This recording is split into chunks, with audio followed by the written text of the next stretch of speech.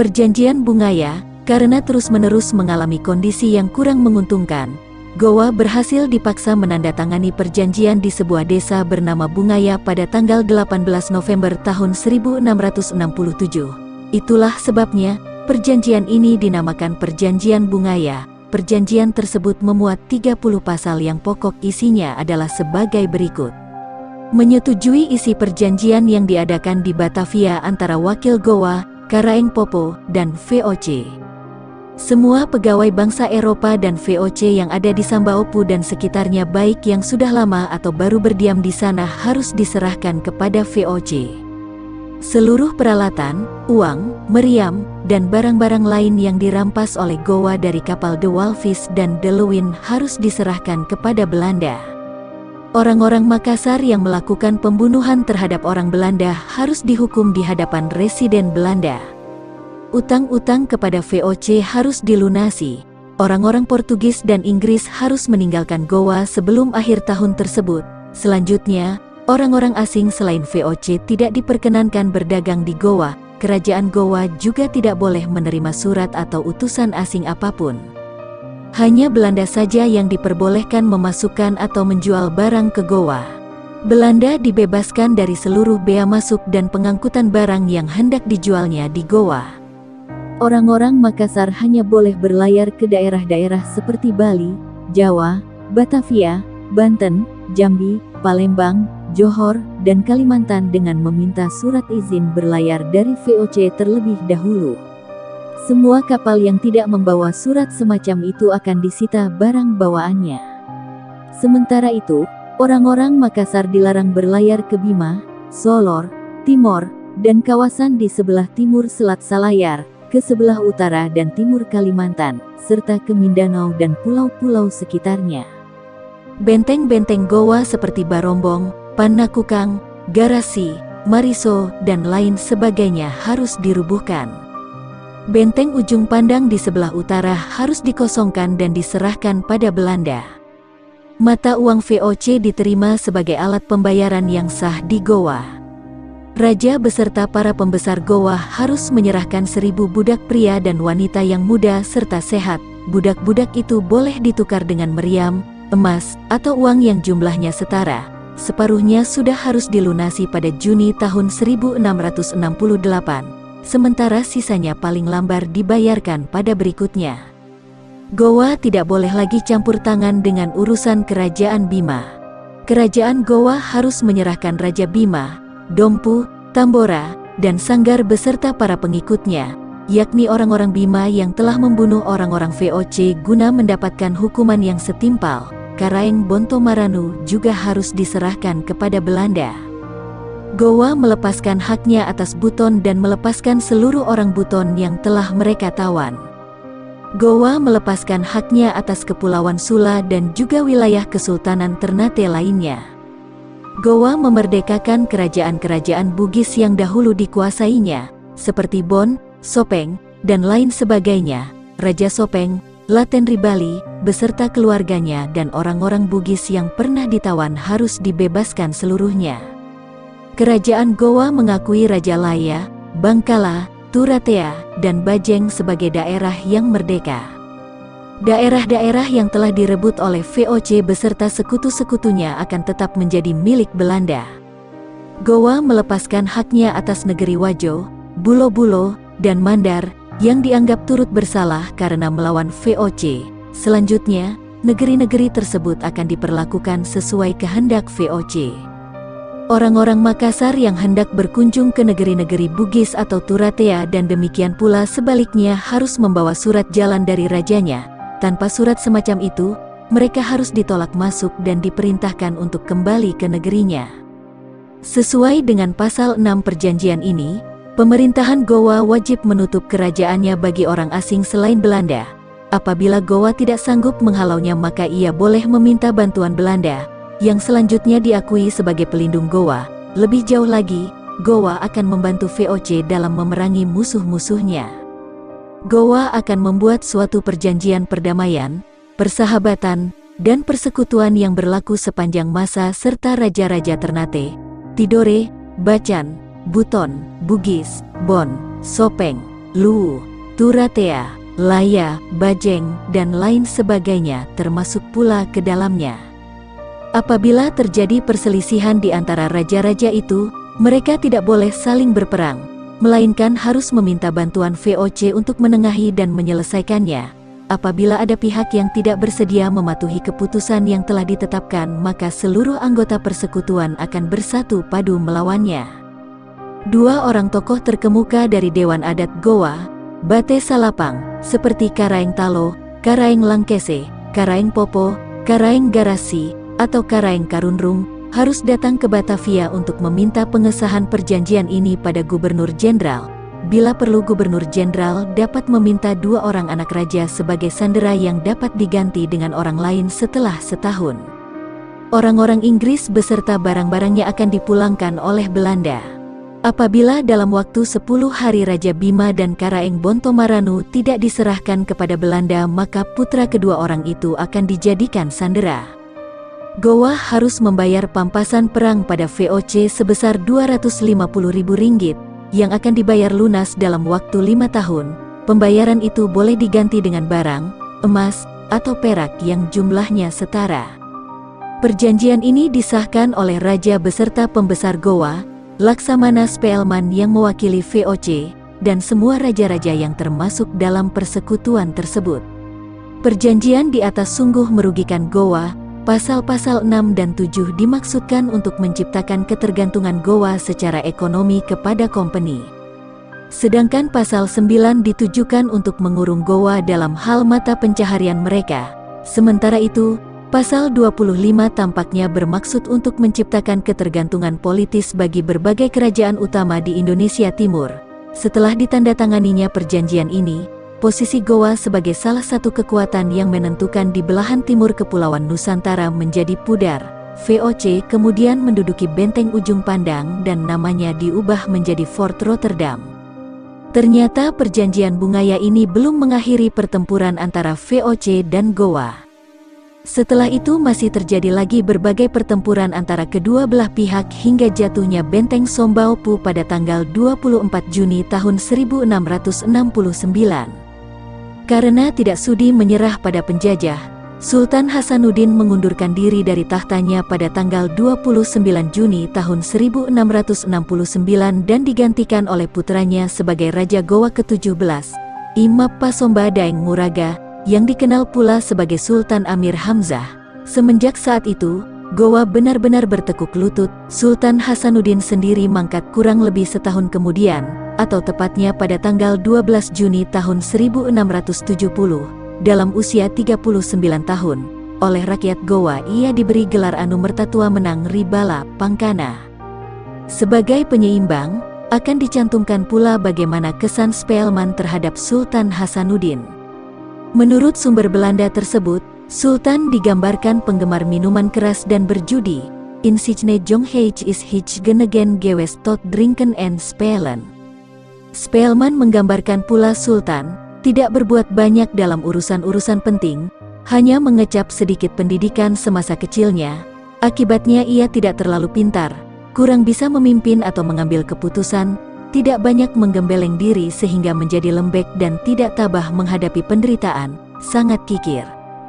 Dengan demikian, kesan Spelman secara umum terhadap Sultan Hasanuddin bernuansa negatif. Tetapi sesungguhnya, Sultan Hasanuddin dan juga penguasa Goa lainnya hanyalah penguasa di atas kertas.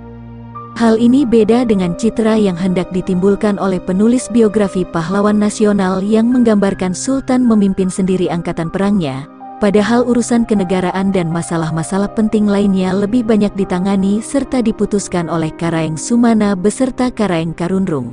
Oleh karenanya, terjadi perbedaan pencitraan sehingga perlu penelitian lebih lanjut dari para sejarawan untuk menemukan suatu gambaran yang lebih objektif. Kerajaan Goa setelah Sultan Hasanuddin. Raja-raja Goa setelah Sultan Hasanuddin merupakan raja-raja lemah. Pemerintah kolonial Belanda makin banyak ikut campur dalam roda pemerintahan Goa. Sultan-sultan Goa diwajibkan menandatangani kontrak politik saat mereka dinobatkan. Arung Palaka pada saat itu sedang menanjak pamornya. para pembesar Goa merancang insiden guna mempermalukan Arung Palaka dengan menculik 3 orang dayangnya dan melarikannya ke Mandar. Menanggapi hal itu, Arung Palaka melaporkannya kepada Belanda di benteng Fort Rotterdam pada tanggal 2 Juli tahun 1672. Namun, Belanda menyarankannya untuk bersabar dan menghindari pertumpahan darah yang tak perlu. Sultan Amir Hamzah mengirim utusan ke Mandar guna memulangkan dayang-dayang itu, tetapi gagal. Akibatnya, Arung Palaka merasa kecewa dan kembali ke Bon. Namun, sekembalinya di Bon, ia menghadapi perlawanan Arung Timurung yang menjalin persekutuan dengan beberapa pembesar Goa. Pemberontakan Arung Timurung berhasil digagalkan dan Arung Palaka menekan Sultan Amir Hamzah agar memberhentikan para pejabat yang bersekongkol melawannya. Sultan Amir Hamzah mangkat pada tanggal 7 Mei tahun 1674 dan memperoleh gelar Anumerta Tumenangari Aluk. Ia digantikan oleh saudaranya, Mapaosong Daeng Mangerai Karaeng Bise, dengan gelar Sultan Muhammad Ali, tahun 1674 sampai tahun 1677, Sultan Goa ke-18 itu dikatakan menodai kehormatan Arung Palaka, tetapi tidak ada sumber yang menjelaskannya secara rinci. Peristiwa itu memancing serangan Arung Palaka ke Goa. Sultan Muhammad Ali terpaksa melarikan diri dan meminta perlindungan Belanda. Guna mengisi kekosongan kekuasaan di Goa, Sultan Abdul Jalil Tumengangari Lakiung tahun 1677 sampai tahun 1709 dinobatkan sebagai Sultan Goa ke-19. Meskipun demikian, Sultan Muhammad Ali masih merasa sebagai Sultan Goa yang sah. Selama berada di bawah perlindungan VOC, Sultan Muhammad Ali menggunakan kesempatan tersebut untuk menjalin hubungan dengan sisa-sisa Laskar Goa di bawah pimpinan Karaeng Galesong dan Daeng Tulolo. Ia hendak mengundang mereka kembali ke Goa dan mengorganisasi perlawanan terhadap Arung Palaka, bukannya VOC. Arung Palaka sangat marah mendengar hal ini dan menemui Gubernur Korps di benteng Fort Rotterdam. Ia menyatakan tidak sudi tinggal senegeri dengan Sultan Muhammad Ali jikalau Belanda tetap melindunginya. Lebih baik ia hengkang meninggalkan Sulawesi Selatan dan menetap di Batavia. Belanda yang masih mengharapkan dukungan Arung Palaka lantas mengasingkan Sultan Muhammad Ali ke Batavia pada tanggal 15 September tahun 1678. Arung Palaka kemudian menikahkan kerabatnya dengan keluarga kerajaan Goa.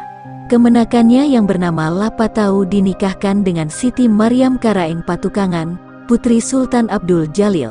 Putra mereka, Laparepato Sapewali, kelak menjadi Raja Goa ke-20. Ia lalu menggantikan saudaranya, Lapadang Sajati, menjadi Raja Bon ke-18 dari tahun 1720 sampai tahun 1724.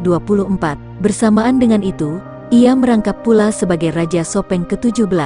Demikianlah, melalui perkawinan itu justru kerajaan Goa, Bon, dan Sopeng menjadi makin erat. Sultan Abdul Jalil sendiri sebenarnya kurang disukai kalangan rakyat dan bangsawan Goa karena mereka menganggap pengangkatannya semata-mata dilakukan atas kehendak VOC dan Arung Palaka tanpa persetujuan Bate Salapanga, Dewan Adat Kerajaan Goa. Sebagai wujud protes, mereka berbondong-bondong meninggalkan Goa menuju Makassar dan bermukim di sebelah barat Fort Rotterdam. Tempat kediaman baru inilah yang kemudian dikenal sebagai Kampung Beru. Pada Mei tahun 1683, mereka bersedia mengakui Sultan Abdul Jalil atas upaya Arung Palaka. Sebelum diasingkan ke Batavia, Sultan Muhammad Ali sebenarnya berupaya merebut kembali kedudukannya dan membujuk Sultan Abdul Jalil agar menyerahkan benda pusaka kerajaan Goa. Sebagai gantinya, ia diperkenankan menduduki jabatan sebagai Karaeng Raja Sandrabone. Tawaran ini sebenarnya cukup menggiurkan mengingat lemahnya dukungan rakyat. Pengungsian besar-besaran rakyat Goa yang merupakan kehinaan bagi Sultan Abdul Jalil menjadi sumber ejekan di antara sesama penguasa kerajaan Sulawesi Selatan lainnya. Meskipun demikian, Sultan Abdul Jalil menolak mentah-mentah tawaran itu. Ia menyatakan bahwa yang meletakkan benda pusaka Goa ke tangannya adalah Arung Palaka dan VOC. Mereka tidak memintanya diserahkan kepada Sultan Muhammad Ali. Bekas Sultan Goa yang tersingkir itu belum berputus asa dan kembali mengirim surat dengan nada lebih tegas kepada Sultan Abdul Jalil. ia menyangkal bahwa Arung Palaka yang memberikan pusaka itu kepada Abdul Jalil dan menuntut agar benda-benda itu segera diserahkan kepadanya. Sultan Abdul Jalil tetap bergeming dan benda pusaka goa pun dipertahankannya. Menjelang masa akhir pemerintahannya, terjadi perselisihan dengan Raja Bon bernama Lapatau yang menggantikan Arung Palaka. Ketika itu, Lapadang Sajati, cucu Abdul Jalil dan putra Lapatau, meninggalkan Bon karena masalah wanita dan meminta suaka kepada Abdul Jalil. Lapatau ingin agar Lapadang Sajati dikembalikan dan diadili sesuai adat Bon, tetapi Abdul Jalil tak mengizinkannya. Karenanya, Lapatau merasa dilecehkan dan hampir saja pecah perang antara Goa dan Bon. Perang tidak terjadi karena Sultan Abdul Jalil mangkat di Lakiung pada tanggal 18 September tahun 1709. Sebagai pengganti Sultan Abdul Jalil, terpilih Laparepato Sapewali sebagai Raja Goa ke-20 dengan gelar Sultan Ismail, tahun 1709 sampai tahun 1711. Ia tercatat menandatangani kontrak dengan VOC pada 1710 yang isinya mengharuskan Goa merobohkan segenap benteng pertahanannya. Sultan Ismail tetap menolak menyerahkan Lapadang Sajati yang telah mendapat suaka di Goa semenjak pemerintahan Sultan Abdul Jalil. Penolakan tersebut kali ini berbuntut serangan Bon terhadap Goa sehingga pecahlah perang antara ayah dan anak. Oleh karena itu, orang-orang Bugis menyebutnya sebagai Perang Saajing, sedangkan orang Makassar menyebutnya Bundu Pamanakang yang terjadi pada tanggal 19 Agustus tahun 1710. Perang ini sebenarnya tak perlu terjadi apabila Goa dan Bon menyadari bahwa mereka sebenarnya adalah satu saudara. Belanda memancing di air keruh dalam pertikaian keluarga ini. Mereka membantu Bon mengalahkan Goa. Sultan Ismail dipaksa menandatangani perjanjian yang merugikan Goa.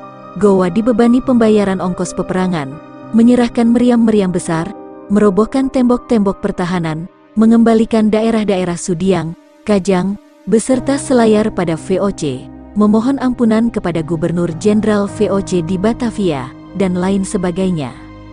Sultan Ismail mundur karena dipecat oleh Bate Salapanga dan digantikan oleh Imap Paurangi Sultan Sirajuddin Tumenanga Ripasi. Pemerintahan pertamanya pada tahun 1711 sampai tahun 1724 selaku Raja Goa ke-21. Sebelumnya, ia menjabat sebagai Raja Talo. Penobatannya sebagai Sultan ternyata memancing berbagai intrik politik di kalangan bangsawan Goa, antara lain Karaeng Bontolangkasa yang merasa berhak atas tahta Goa. Itulah sebabnya, Sultan Sirajuddin mengundurkan dirinya dan kembali ke Talo. Guna mengisi kekosongan kekuasaan, Iman Rabia Karaeng Kanjilo Sultan Najamuddin, tahun 1724 sampai tahun 1729, putra Sultan Sirajuddin, dinobatkan sebagai Raja Goa ke-22. Meskipun demikian, Imap Paurangi diangkat kembali sebagai Raja Goa ke-23 pada 1729. Namun, ia mengundurkan diri kembali pada 1735. Imap Paurangi mangkat pada tanggal 20 Juni tahun 1739 dan dianugerahi gelar Tumamalinga Gaukana, yang kembali ke singgasananya. Setelah Sultan Sirajuddin mengundurkan dirinya, ia digantikan oleh I Malawagau yang bergelar Sultan Abdul Khair Al-Mansur, tahun 1735 sampai tahun 1742. Raja Goa ke-24 ini naik tahta saat usianya masih 8 tahun sehingga Karaeng Bonto Majanang diangkat Mangkubumi, pendamping raja dalam menjalankan pemerintahan kerajaan Goa sebagai walinya. Pada masa pemerintahannya, April tahun 1739, Karaeng Bontolangkasa beserta Lamadu Keleng, Arung Matoa, Raja Wajo, menyerang kedudukan VOC di ujung Pandang dan mengepungnya. Tetapi Sultan Abdul Khair Al-Mansur malah meninggalkan istananya dan meminta perlindungan VOC di benteng ujung Pandang.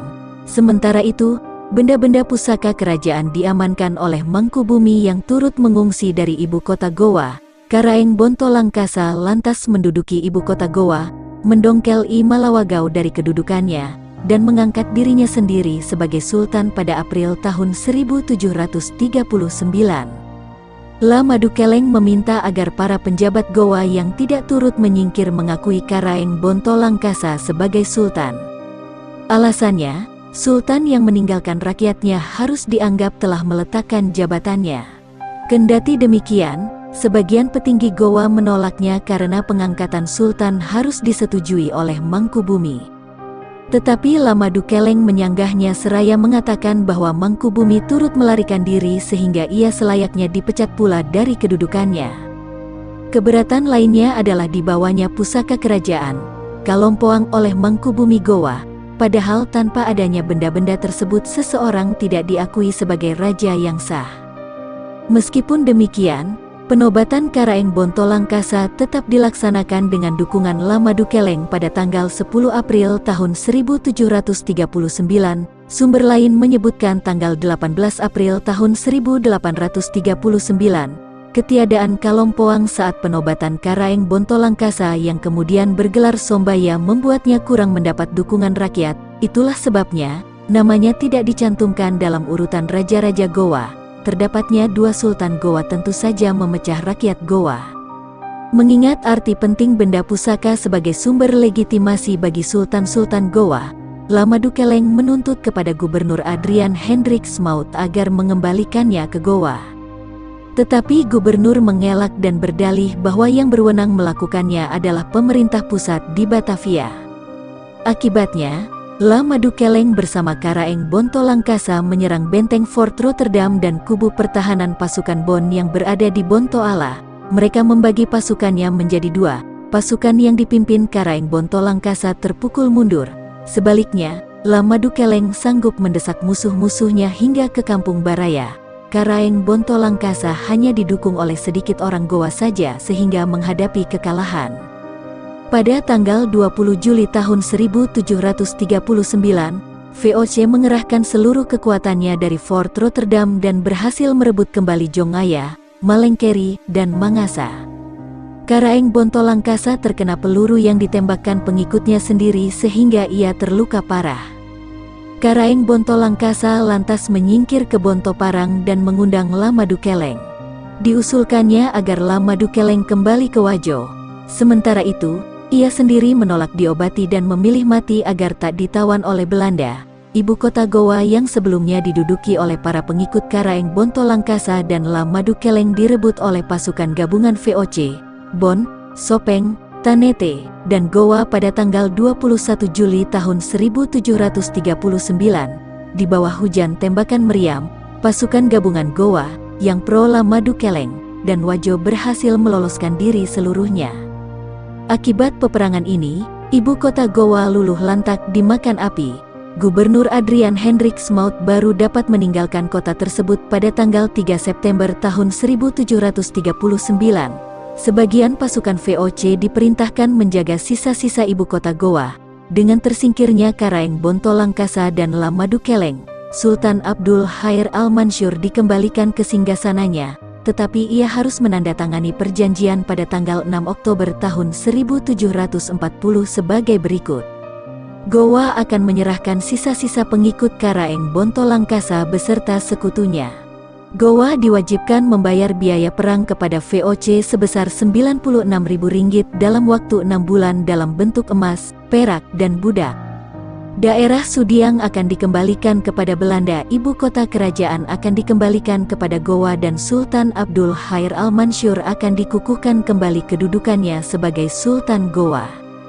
Setahun setelah perjanjian di atas, 1741, Belanda meminjamkan daerah Kampung Jawa kepada Kesultanan Goa guna ditanami padi. Sultan Abdul Khair Al-Mansur mangkat pada 1742 dengan membawa kesedihan karena gagal membawa negerinya mencapai kejayaan seperti sebelum Perang Makassar.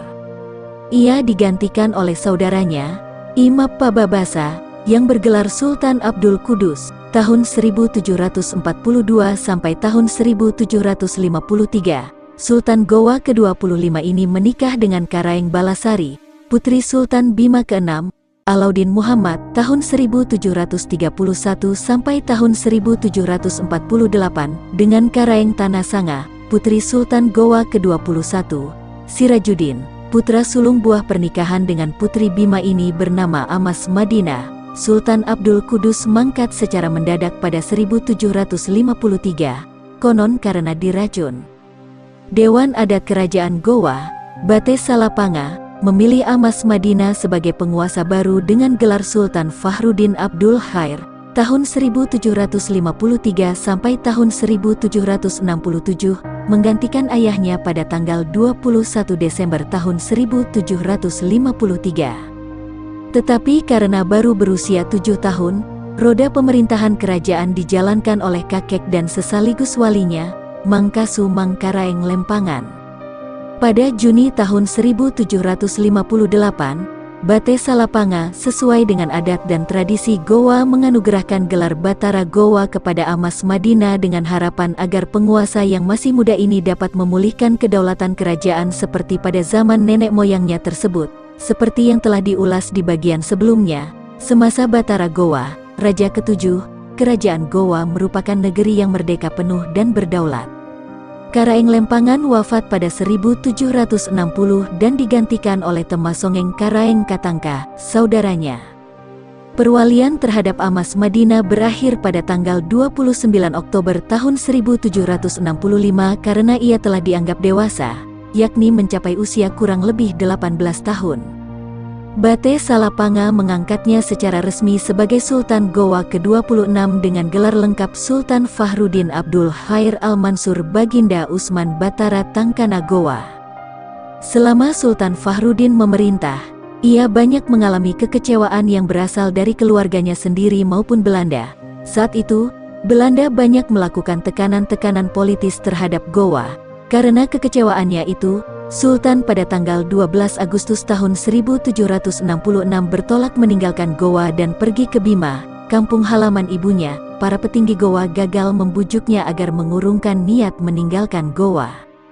Kepergian itu justru memancing kecurigaan VOC karena mengira bahwa Sultan hendak menjalin perserikatan rahasia dengan EIC, East India Company, Serikat Dagang Inggris.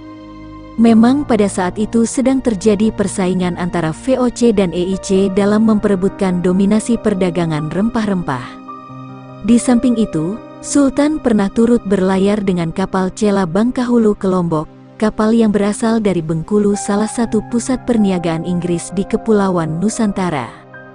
Belanda mencurigai bahwa Sultan hendak membujuk Bima yang telah menjalin hubungan baik dengan VOC agar mengalihkan persahabatannya kepada Inggris.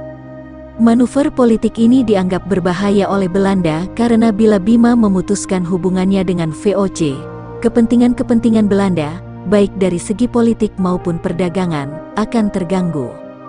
Akibatnya, pada April tahun 1767 Sultan Fahruddin yang hendak melarikan diri dari Bima dengan membawa ibunya ditangkap oleh residen Belanda. Sultan kemudian dibawa ke Batavia dan setelah itu diasingkan ke Kolombo. Sebagai pengisi kekosongan tahta kerajaan Gowa, Belanda mengangkat saudara Sultan, Imali Sujawa Daeng Riboko, sebagai penguasa baru dengan gelar Sultan Makdudin, tahun 1767 sampai tahun 1769.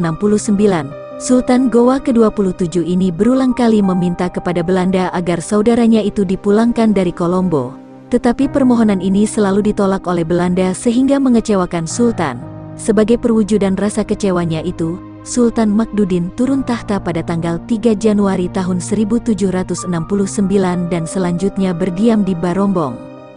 Bagaimana kehidupan Sultan Fahruddin selama berada di pengasingannya dapat diketahui dari surat istri Sultan bernama Siti Hapipa kepada Gubernur Jenderal VOC di Batavia, tertanggal tanggal 3 Januari tahun 1807 dan tiba di Batavia tanggal 29 Mei tahun 1807. Surat itu kini menjadi koleksi Universitas Leiden, Belanda. Surat itu ditulis dalam bahasa Melayu berhuruf Jawi dan menceritakan mengenai kondisi Sultan selama berada di Kolombo. Disebutkan bahwa Sultan terpaksa berutang karena tunjangannya selama berada di Kolombo sebesar 50 rial tidak mencukupi. Apalagi menurut surat itu, ia telah memiliki 12 orang anak, 6 putra dan 6 putri. Selain tunjangan, Sultan menerima jatah beras 30 parah, yang juga makin lama dirasa tidak memadai. Oleh karenanya, Sultan meminta kepada Van de Graaf, Gubernur VOC untuk Sri Lanka, memerintah pada tahun 1785 sampai tahun 1794 agar tunjangan itu ditambah. Pemerintah VOC sepakat untuk menambah tunjangannya menjadi 100 rial. Surat itu mengabarkan pula mengenai wafatnya Sultan saat menghadiri jamuan di kediaman Johan Gerard van Engelbeck, mertua Van de Graaf, yang kelak menggantikannya sebagai gubernur VOC antara tahun 1794 sampai tahun 1796. Tetapi di sini tidak ada kecurigaan bahwa Sultan diracun sehingga kematiannya boleh dianggap wajar. Sultan setelah menyantap sepotong roti dan minum secangkir teh lalu bangkit berdiri karena merasa badannya kurang sehat. Ia lalu mohon diri kepada tuan rumah dan berbaring pada salah satu kamar di sana. Tidak lama kemudian Sultan menghembuskan nafasnya yang terakhir. Sultan meninggalkan banyak utang sehingga menyulitkan kehidupan keluarganya. Sulitnya kehidupan mereka tampak nyata pada kutipan transliterasi surat Siti Hapipah berikut ini. Ya tuanku, jikalau dihimpuni utang Bagindah kepada company dan di luar ada kiranya 5.000 rial tatkala Bagindah meninggal, dan lagi ada antaranya setahun Bagindah meninggal, maka Inggris pun datang mengambil tanah Selong. Ya tuanku, sudahnya Inggris memerintah negeri Selong ini, hamba dan anak cucu hamba terlalu menanggung mudarat dan berutang di dalam negeri sebab tiada mempunyai daya upaya. Tambahan pula anak hamba 4 yang laki-laki diambil masuk di dalam pekerjaan company oleh tuan orang Inggris. Maka hamba hendak tiada beri, hamba ada terlalu sangat takut karena hamba di bawah perintahnya.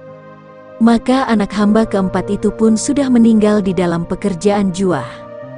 Maka anak bininya sekalian diberi tinggal pada hamba ini.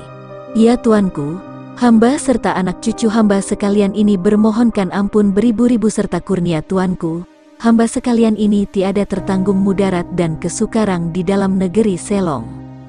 Ya tuanku, jikalau tiada diampuni pada hamba yang piatu sekalian ini niscaya mendapat malu hamba sekalian karena adat di negeri Selong pada sekarang ini jikalau ada orang yang ada utang kepada orang lain maka tiada dinanti lagi melainkan dijual rumah tangganya serta dibubuh dalam kenjarah.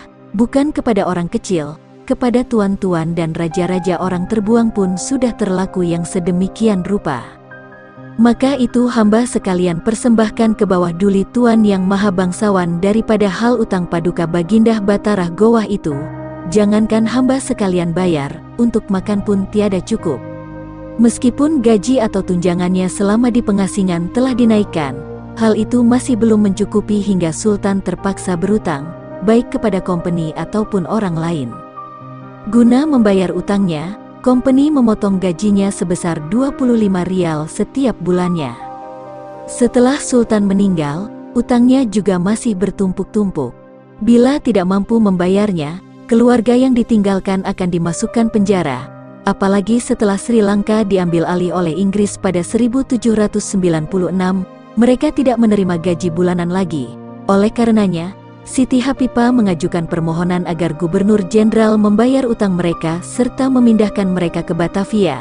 Surat di atas ditulis dalam bahasa Melayu beraksara Jawi. Pengaruh bahasa Bugis tampak nyata dengan adanya tambahan G seperti pada kesukarang yang berarti kesukaran.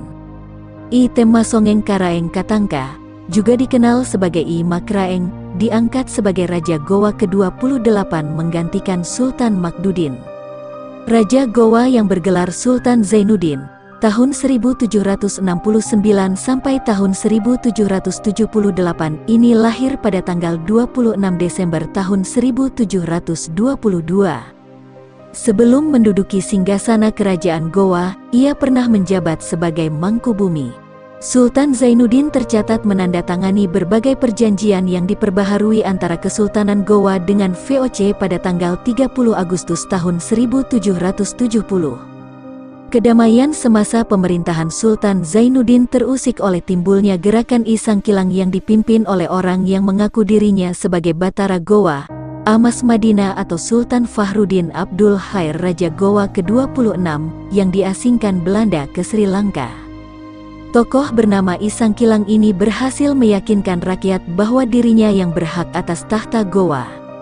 Akibatnya, Sultan Zainuddin diturunkan dari tahtanya oleh para pengikut Batara Gowa, yang saat itu berhasil menduduki ibu kota Gowa. Sultan Zainuddin menyingkir ke Makassar dan meminta bantuan Belanda.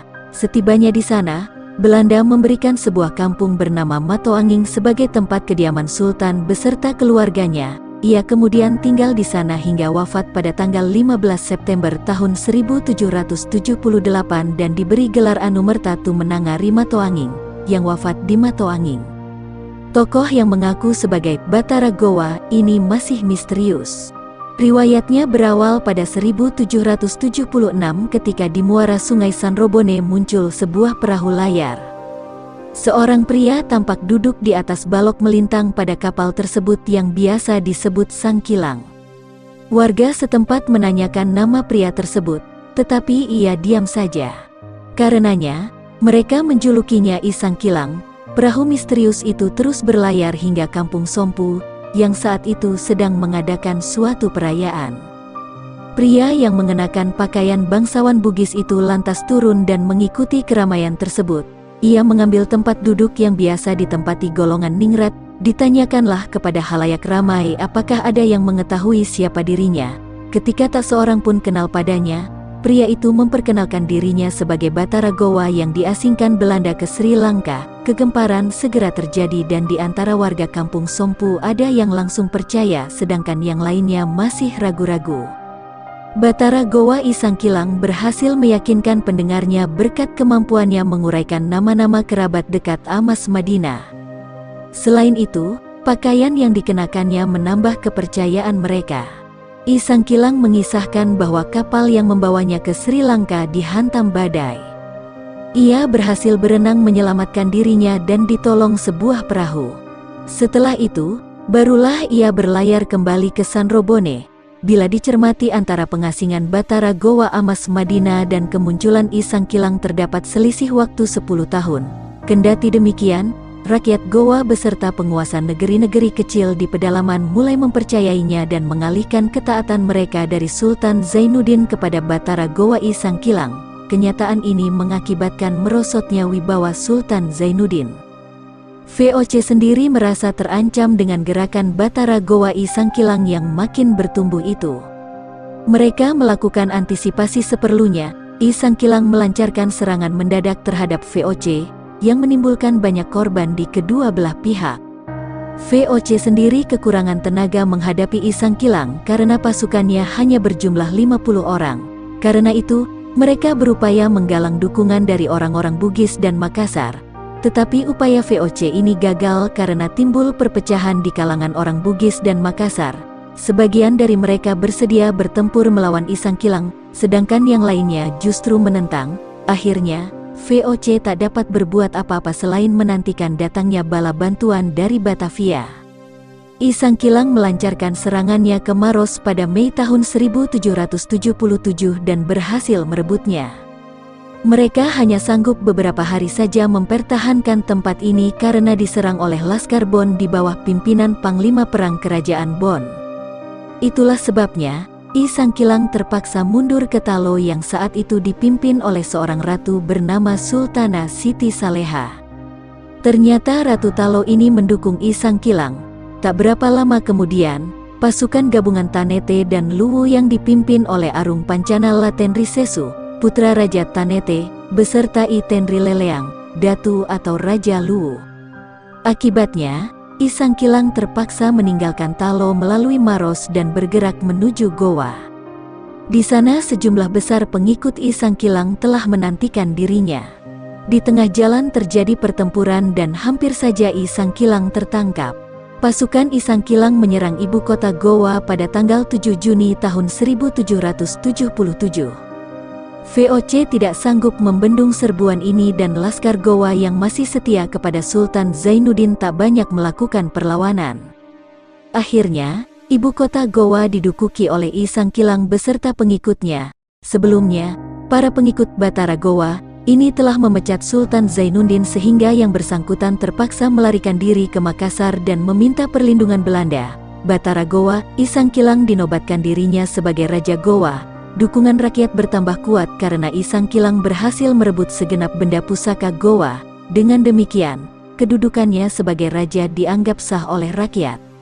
Walaupun Sultan Zainuddin dengan bantuan VOC beberapa kali berupaya merebut kembali kedudukannya, mereka selalu menemui jalan buntu. Para pendukung I Sangkilang terus bertambah, termasuk yang berasal dari Bon, Sopeng, dan Sidenreng. Bala bantuan dari Batavia tiba pada Juni tahun 1778. Serangan terhadap I Sangkilang dilancarkan pada tanggal 26 Juni tahun 1778. Keesokan harinya, I Sangkilang beserta pengikutnya terpaksa melarikan diri dari ibu kota sambil membawa Kalompoang Kesultanan Gowa. Kendati VOC berhasil menguasai ibu kota, rakyat tetap mengakui Batara Gowa, I Sangkilang sebagai raja mereka. VOC senantiasa menuai kegagalan ketika mencoba berbagai cara agar rakyat tak lagi mengakui I Sangkilang sebagai raja mereka. Setelah terhalau dari ibu kota Gowa, I Sangkilang memindahkan pusat pemerintahannya ke Polombangkeng sambil menyusun kembali kekuatannya. Gubernur Belanda Van der Voet menawarkan hadiah sebesar 2.000 ringgit bagi siapa saja yang sanggup menyerahkan I Sangkilang hidup atau mati, tetapi tak seorang pun bersedia menyambut tawaran ini dan mendapatkan hadiahnya. Tak lama berselang, Van der Voet meninggal sebelum berhasil menangkap I Sangkilang. Sultan Zainuddin sendiri juga menyusul mangkat pada 1778. Sultan Gowa ke-29, I Manawari Karaeng Bonto Langkasa Karaeng Mangasa Sultan Abdul Hadi, tahun 1778 sampai tahun 1810, menggantikan ayahnya, Sultan Zainuddin. Sultan Abdul Hadi diangkat sebagai raja oleh Bate Salapanga atas persetujuan Belanda. Sebagai balas budi atas pengangkatan ini, ia menandatangani perjanjian dengan VOC pada tanggal 16 Oktober tahun 1781, yang isinya merugikan dan merendahkan martabat Gowa.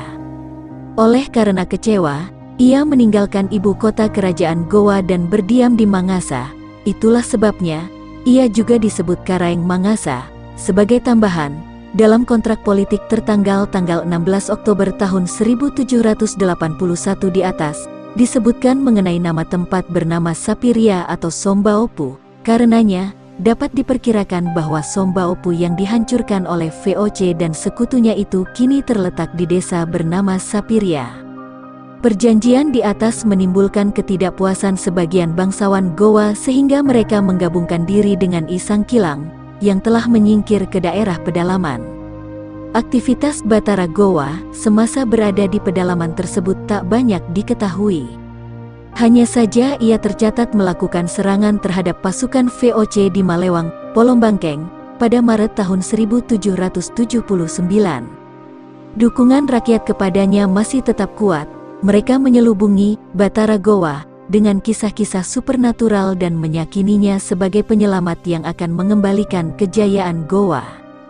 Batara Gowa I Sangkilang tutup usia pada 1785. Sebagian pengikutnya percaya bahwa ia tidak meninggal, tetapi hanya tidur panjang saja. Ada pula kisah yang menyatakan bahwa ketika hendak dimakamkan di Kampung Parang, jenazahnya tiba-tiba raib dan hanya menyisakan kain kafannya saja. Upacara pemakaman tetap dijalankan meski yang dikubur hanya kain tersebut. Kematian Batara Gowa I Sangkilang mengakhiri perlawanannya. Meskipun demikian, benda pusaka Gowa tidak dikembalikan oleh para pengikutnya dan diserahkan kepada Arung Mampu yang ketika itu sedang berada di Bon. Pertimbangannya, Arung Mampu dianggap berhak karena ia merupakan saudara Amas Madinah, Batara Gowa asli yang diasingkan ke Sri Lanka. Namun, Arung Mampu, I Mali Sujawa, merasa tak sanggup memegang kendali kerajaan Gowa dan menyerahkan benda pusaka Gowa kepada Raja Bon, Latenritapu. Itulah sebabnya rakyat menganggap bahwa Latenritapu adalah juga Raja Gowa karena ia yang memegang Kalompoang. Permasalahan Kalompoang masih belum usai karena Latenritapu tak sudi menyerahkannya kepada Belanda. Oleh karena itu, rakyat Gowa tidak mengakui Sultan Abdul Hadi sebagai raja mereka.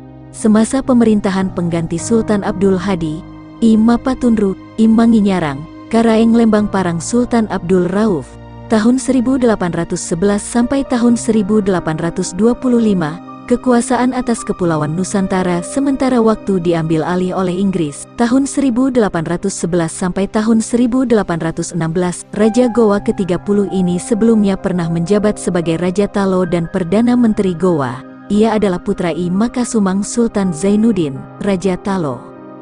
Inggris membujuk Raja Bon agar mengembalikan benda pusaka Gowa yang dikuasainya. Tetapi lama Patunru Tua Patunru Sultan Muhammad Ismail Muhtajuddin tahun 1812 sampai tahun 1823, Raja Bon yang menggantikan Latenri Tapu juga enggan menyerahkannya kepada Inggris. Ia lebih menghendaki Arung mampu diangkat sebagai Raja Gowa. Itulah sebabnya timbul ketegangan dengan pihak Inggris yang melancarkan serangannya pada 1814 dengan dibantu Laskar Gowa dan Sopeng. Bon mengalami kekalahannya dan rajanya mengungsi ke daerah pedalaman. Arung mampu merasa terancam dan menyerahkan Kalompoang Gowa kepada Datu Sopeng. Melalui perantaraan Inggris, Kalompoang ini dikembalikan pada Gowa. Kekuasaan Inggris berakhir pada 1816 dan Kepulauan Nusantara beralih lagi kepada Belanda. Masih pada era Sultan Abdul Rauf, pecah pemberontakan yang dipimpin oleh Abu Bakar Karaeng Data, putra I Sangkilang. Selain merasa berhak atas tahta Gowa, Karaeng Data membenci pemerintah kolonial Belanda yang kerap campur tangan terhadap urusan internal negerinya, termasuk dalam suksesi Raja-Raja Gowa. Dengan dibantu oleh Belanda dan Laskar Sidenreng, Sultan Abdul Rauf berhasil memadamkan pergolakan ini. Pada tanggal 19 Agustus tahun 1825, Sultan Abdul Rauf sebelum wafatnya turut menandatangani perjanjian Bungaya yang diperbaharui. Sultan wafat pada tahun yang sama di Katangka, karenanya ia dianugerahi gelar Anumerta Tumenangari Katangka. Yang wafat di Katangka, tahta Gowa kini beralih kepada Laodang Riu Karaeng Katangka Sultan Muhammad Zainal Abidin Abdul Rahman Amiril Mukminin, yang hanya berkuasa setahun saja, tahun 1825 sampai tahun 1826. Selanjutnya, Raja Gowa ke-31 ini pergi ke Talo dan pada 1826 atas persetujuan Belanda menjadi Raja Talo. I Kumala diangkat oleh Bate Salapanga sebagai Raja Gowa ke-32. Gelarnya adalah Sultan Abdul Qadir Muhammad Aidit, tahun 1826 sampai tahun 1893. Ia adalah cucu Raja I Mapatunru Karaeng Lembang Parang Tumenanga Ri Katangka. Karena saat itu usia I Kumala masih muda, ayahnya, Mahmud Karaeng Beroanging, menjabat sebagai walinya. Pada tanggal 1 September tahun 1825, Mahmud Karaeng Beroanging terpaksa menandatangani perjanjian dengan pemerintah kolonial Belanda atas nama putranya. Pada 1835, meletus pemberontakan akibat tindakan-tindakan Mahmud Karaeng Beroanging yang tidak disukai rakyat. Perlawanan yang dipimpin oleh Karaeng Pangkajene, Karaeng Bonto Mangape, Karaeng Ujung, dan Karaeng Mandale ini tak lama kemudian dapat ditumpas. Sultan Abdul Qadir Muhammad Aidit resmi memerintah pada tanggal 22 Oktober tahun 1844. Ia menikah dengan I Seno Karaeng Lakiung dan dikaruniai 6 putra beserta 6 putri, yaitu I Malingkaang Daeng Nyonri Karaeng Katangka, I Mapatunru Karaeng Riburakne, I Malombasi, I Matonrokang, I Makarumpa Karaeng Ripagan, I Laodang Riu, I Galangga Karaeng Lempangan, I Maneng Karaeng Rapocini, Irel Karaeng Pasi, dan I Mangati Karaeng Mangarabombang. Setelah memerintah selama 23 tahun, Sultan Abdul Qadir Muhammad Aidit mangkat pada tanggal 30 Januari tahun 1893 dan memperoleh gelar Anumerta Tumenanga Ri Kakoasaana, yang meninggal dalam kekuasaannya. Ia terkenal pula sebagai Sultan Gowa yang terkaya. Yang patut pula dicatat, pada masa Sultan Abdul Qadir Muhammad Aidit pecah gerakan pemberontakan di bawah pimpinan Umar Bapa Pamai, seorang tokoh asal Sumbawa yang mengaku dirinya sakti. Ia menjual jimat-jimat bertuliskan huruf Arab. Selama melakukan kegiatannya, Umar Bapa Pamai menumpang di rumah seorang bernama Isariana. Oleh Isariana, ia diperkenalkan sebagai Batara Gowa. Lama-kelamaan pengikut Umar Bapa Pamai makin banyak sehingga meresahkan pemerintah kolonial. Umar Bapa Pamai ditangkap pada 1853. Sedianya ia dijatuhi hukuman pengasingan 10 tahun di Papua. Namun, sebelum hukuman tersebut dijalankan, ia keburu wafat di penjara Makassar pada Agustus tahun 1853. Selain itu, putra Karaeng Data bernama I Pelo Karaeng Pandrita mengobarkan pula perlawanan terhadap Belanda. Sultan Abdul Qadir Muhammad Aidit digantikan oleh I Malingkaang Daeng Manyuri Sultan Muhammad Idris tahun 1893 sampai tahun 1895. Raja Gowa ke-33 ini menikah dengan I Tenripada Sultana Aisyah, Ratu Baru. Ia dianugerahi keturunan bernama I Makulau Daeng Serang Karaeng Lembang Parang, I Magulanga Karaeng Popo, I Buntak Intang Karaeng Mandale, I Topaterai Karaeng Pabundukang, I Mangi-Mangi Daeng Matutu Karaeng Lengkese, I Batari Arung Baru, dan I Balontong Karaeng Tanete. Sultan Muhammad Idris terkenal akan pribadinya yang pengasih dan penyayang. Karenanya, setelah mangkat pada tanggal 13 Mei tahun 1895, ia dianugerahi gelar Anumertatu Menangari Kalabirana. Putranya, I Makulau Daeng Serang Karaeng Lembang Parang, menggantikannya sebagai Raja Gowa ke-34 dengan gelar Sultan Muhammad Husain tahun 1895 sampai tahun 1905. Belanda mengadakan ekspedisi militer ke Sulawesi Selatan pada 1905. Setelah menundukkan Bon, pasukan Belanda bergerak menyerang Gowa pada Oktober tahun 1905. Raja Gowa saat itu, Sultan Muhammad Husain, menyingkir ke Baru, Sawito, dan Bongga Karadeng di sebelah selatan Tanah Toraja. Di Buakayu, ia berjumpa dengan Mardika Bombing dan sebelum kembali ke kawasan Sawito, Sultan Muhammad Husain mengikat janji dengannya bersama-sama melawan penjajah hingga titik darah penghabisan. Pasukan Gowa melakukan perlawanan dengan gigih, namun tak menandingi kedikdayaan Belanda. Letnan On Stoffel yang memimpin pasukan pemerintah kolonial Belanda mengepung Raja Gowa beserta pengikutnya di daerah Sawito pada tanggal 21 Desember tahun 1905. Pertempuran sengit terjadi antara Gowa dengan bantuan Sawito. Namun, Raja Gowa berhasil meloloskan diri lagi ke Sidenreng. Belanda kembali mengejar Sultan Muhammad Husain ke tempat pelariannya dan berhasil mengepungnya pada 24–25 Desember tahun 1905. Raja Gowa ternyata lolos dari serbuan ini, namun ia akhirnya gugur karena terjatuh ke dalam jurang di lereng Gunung Latimojong. Setelah kematian ayahnya, La Andi Mapanyuki masuk ke hutan dan melanjutkan perang gerilya. Belanda membujuk La Parenrengi Karaeng Tinggimae agar Lama Panyuki bersedia menghentikan perlawanannya. Tetapi bujukan penjajah ini ditolak tegas oleh Lama Panyuki. Belanda yang kehabisan akal lantas mengancam hendak menghabisi nyawa keluarganya. Dengan berat hati, Lama Panyuki terpaksa memenuhi ajakan tersebut dan menghadap Presiden Belanda di Parepare. Ternyata ini cuma siasat Belanda saja karena Lama Panyuki langsung ditangkap oleh Belanda. Ia dibebaskan oleh Gubernur A.J. Baron de Quarles pada 1909. Kondisi Gowa berangsur aman walaupun berbagai perlawanan tetap berlangsung. Salah satunya adalah pemberontakan yang dipimpin oleh Ito Lo Daeng Mangasing, 1914. Era Swapraja dan kemerdekaan di Gowa. Setelah Gowa dikalahkan dan rajanya gugur pada 1905, Belanda masih belum sanggup memutuskan yang sebaiknya dilakukan terhadap Gowa. Terdapat dua pilihan, yakni tetap menjadikan Gowa sebagai kerajaan atau memasukkan wilayahnya secara langsung di bawah pemerintahan Belanda, seperti daerah-daerah yang dulu pernah dikuasai Gowa Sanrobone, Galesong, Lengkese, Tope Jawa, Talo, Sudiang, dan lain sebagainya. Gowa dibagi menjadi berbagai distrik bawahan, seperti Karuwisi, Mangasa, Tombolo, Boronglu, dan lain sebagainya. Roda pemerintahan Belanda di Gowa kurang lancar karena para bangsawan menolak bekerja sama. Gubernur Sulawesi menyarankan kepada Gubernur Jenderal agar Lama Panyuki diangkat sebagai kepala distrik Gowa Barat dengan pangkat Regen, Bupati, sedangkan anggota bangsawan Gowa lainnya, Karaeng Kabalokang, diangkat sebagai Bupati Gowa Selatan. tetapi Lama Panyuki menolaknya secara halus dan demikian pula halnya dengan Karaeng Kabalokang.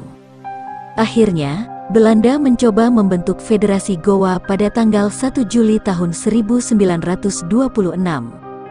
Sebagai ketua federasi, diangkat seorang tokoh bangsawan tinggi Gowa bernama I Koneng Daeng Matayang Karaeng Karuwisi yang merangkap pula sebagai kepala adat Karuwisi.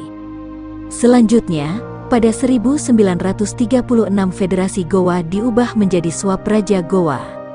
Sebagai rajanya adalah I Mangi Daeng Matutu Karaeng Bonto Nompo Sultan Muhammad Tahir Muhibuddin Tuminangari Sungguminasa tahun 1936 sampai tahun 1946.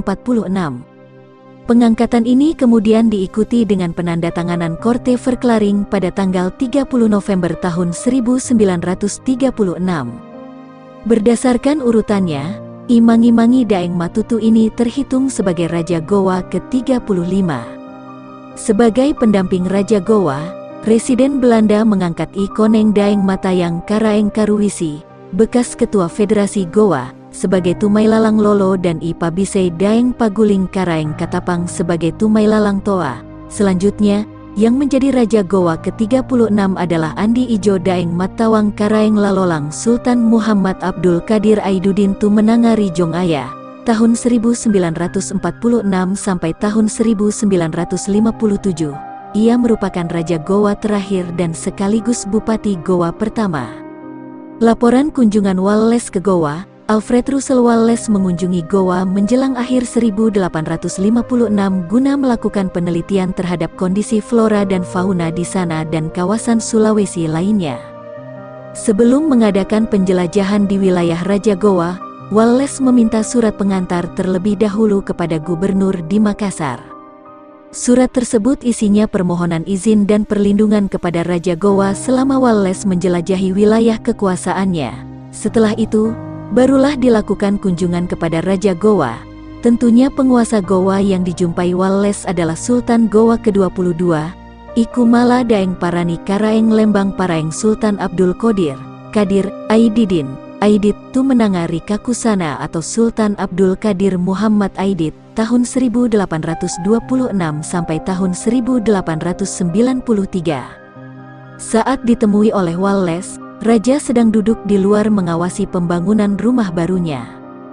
Ia bertelanjang dada dan hanya mengenakan celana panjang selutut beserta sarung. Kurir yang ditugaskan membawa surat berlutut di kaki Raja. Surat pengantar yang dibungkus kain sutra kuning itu diterima oleh seorang pejabat, yang membuka dan membacakannya. Setelah maksud kunjungan Wallace dijelaskan secara terperinci, izin dikeluarkan oleh Raja dan penjelajah asal Inggris itu diperbolehkan pergi kemana saja di Gowa. Raja berpesan agar memberitahukannya terlebih dahulu kemana Wallace hendak pergi dengan maksud agar ia dapat mengutus pengikutnya guna memastikan agar orang Inggris tersebut tidak cedera.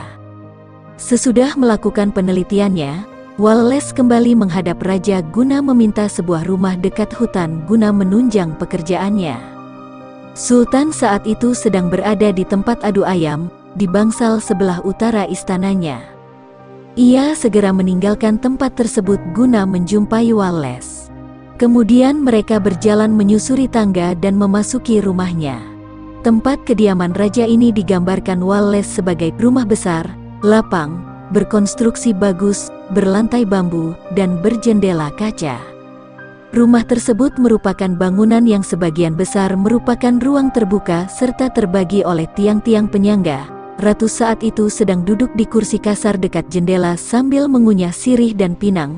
Tempolong pinang tergeletak di sampingnya dan kotak sirih berada di hadapannya. Raja kemudian duduk di kursi yang ada di seberangnya dan seorang anak segera berlutut di sampingnya dengan memegang tempolong beserta kotak sirih.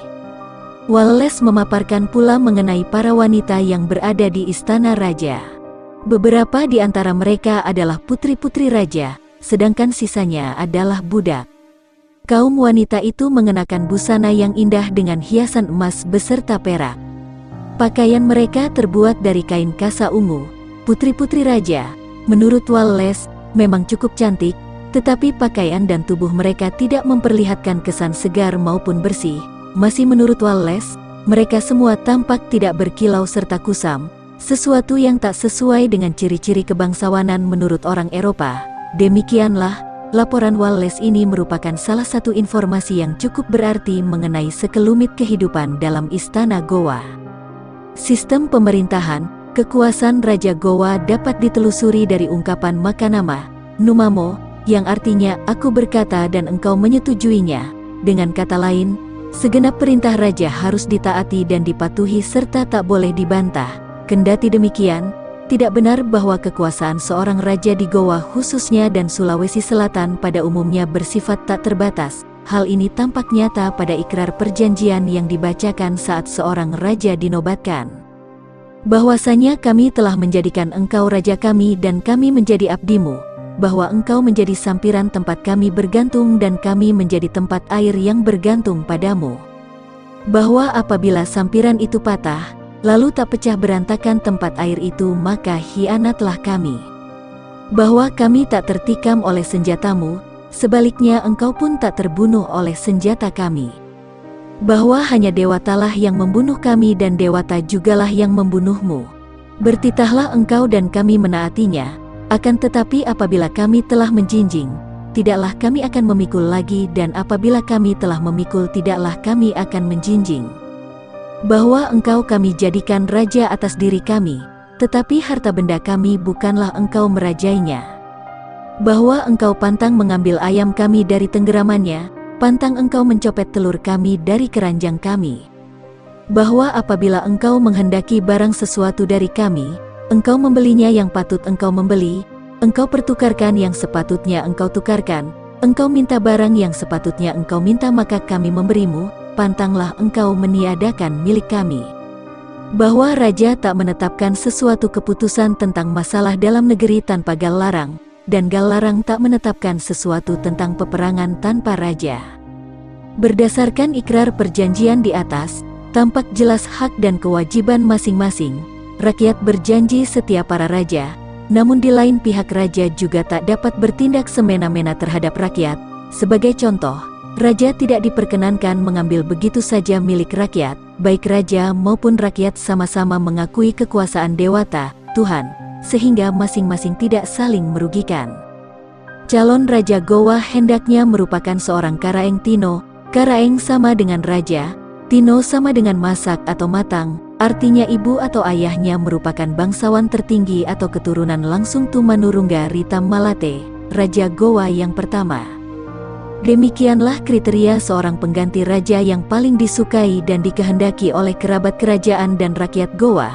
Calon pengganti atau putra mahkota yang telah disahkan disebut anak ratola atau anak pengganti raja. Tentu saja yang dianggap anak ratola sejati adalah seorang Karaeng Tino. Meskipun demikian, pada kenyataannya seorang yang bukan Karaeng Tino dapat pula menjadi Raja Gowa, hanya saja jenis upacara pelantikannya berbeda. Tata cara pelantikan raja yang baru dibedakan menjadi dua, yakni Nilanti, dilantik, dan Nitogasa, ditugaskan. Upacara Nilanti dilakukan bila calon raja merupakan Karaeng Tino dan berlangsung di Tamalate. Upacara ini dilangsungkan di atas sebuah batu yang, menurut legenda, merupakan tempat Tumanurunga turun dari langit. Apabila calon raja bukan Karaeng Tino, maka ia hanya ditugaskan saja, sehingga upacaranya disebut Nitogasa dan hanya dilangsungkan di depan istana. Karena perbedaan ini, dapat dipahami bahwa upacara Nilanti sifatnya lebih megah dan meriah dibandingkan Nitogasa. Dalam menjalankan pemerintahannya, Raja Gowa dibantu oleh beberapa orang pejabat tinggi kerajaan, seperti Pabicara Buta, arti harfiahnya, juru bicara tanah atau juru bicara negeri, yang dapat disamakan dengan Perdana Menteri. Tumailalang Towa, arti harfiahnya, orang tua yang berada di dalam. Tumailalang Lolo, arti harfiahnya, orang muda yang berada di dalam. Pabicara Buta adalah tokoh terpenting kedua di kerajaan Gowa. Fungsinya dapat disamakan dengan Perdana Menteri. Biasanya jabatan ini dirangkap oleh Raja Talo. Kebiasaan ini berlaku semenjak Raja Gowa ke-9, Karaeng Tumapak Risi, Kalona, tahun 1510 sampai tahun 1545, saat kedua kerajaan itu disatukan kembali. Penyatuan kedua kerajaan itu dikokohkan oleh sumpah para raja dan pembesar kedua kerajaan yang berbunyi, Iya namo tau ampasi ewai goa talo iamo nakala rewata. Terjemahan bahasa Indonesianya kurang lebih berbunyi, barang siapa yang mengadu domba kerajaan Goa dan Talo akan dikutuk Dewata. Semenjak saat itu, kedua kerajaan dalam hubungan dengan kerajaan lain merupakan satu negara. Bahkan ada istilah Rua Karaeng Sereata, yang berarti dua raja satu hamba. Tumailalang Towa bertugas menyampaikan atau meneruskan segenap perintah raja kepada Bate Salapanga, kepala distrik, dan kaum bangsawan lainnya. Pejabat ini bertugas pula menjaga agar perintah raja dipatuhi dengan baik. Tumailalang Towa kerap pula memimpin sidang-sidang yang diadakan untuk membicarakan hal-hal penting. Saat berlangsungnya sidang, ia membacakan titah, keputusan, saran-saran, dan pesan Raja Goa. Tumailalang Lolo tugasnya menerima usul-usul dan permohonan yang hendak disampaikan kepada Raja Goa. Ia menyampaikan pula perintah-perintah Raja Goa yang berkaitan dengan rumah tangga istana. Saat terjadinya peperangan, ia bersama dengan para panglima pasukan Goa merundingkan segala sesuatu yang berkaitan dengan masalah kemiliteran. Sebelumnya, tugas dan tanggung jawab Tumailalang Towa dan Tumailalang Lolo itu diemban oleh Pacalaya, yang selanjutnya dialihkan kepada seorang Tumailalang. Belakangan, barulah jabatan Tumailalang itu dipisahkan menjadi dua. Secara ringkas dapat pula dikatakan bahwa tugas Tumailalang Towa adalah mengurus hubungan dari Raja ke Bate Salapang. Sebaliknya Tumailalang Lolo mengurus hubungan dari Bate Salapang ke Raja Goa. Pejabat tinggi penting yang patut pula disebutkan adalah Anrong Guru Lompona Tukajan Nangang. Tatkala berkecamuk peperangan, ia menjadi panglima perang tertinggi kerajaan. Sedangkan pada masa damai, pejabat ini bertanggung jawab atas keselamatan raja dan keamanan dalam negeri Goa. Selain pejabat-pejabat tinggi kerajaan, Raja Goa masih dibantu oleh suatu dewan adat atau menteri yang disebut Kasuwiyang Salapang atau Bate Salapang. Dewan ini berasal dari 9 raja yang ada sebelum terbentuknya Kesultanan Goa. Sebagaimana yang telah diulas di atas, segenap keputusan-keputusan penting kerajaan harus dirundingkan terlebih dahulu dengan dewan adat ini, dengan ketuanya yang bergelar Pacalaya. Masih ada lagi pejabat bidang keagamaan dan upacara kenegaraan yang disebut Alakaya.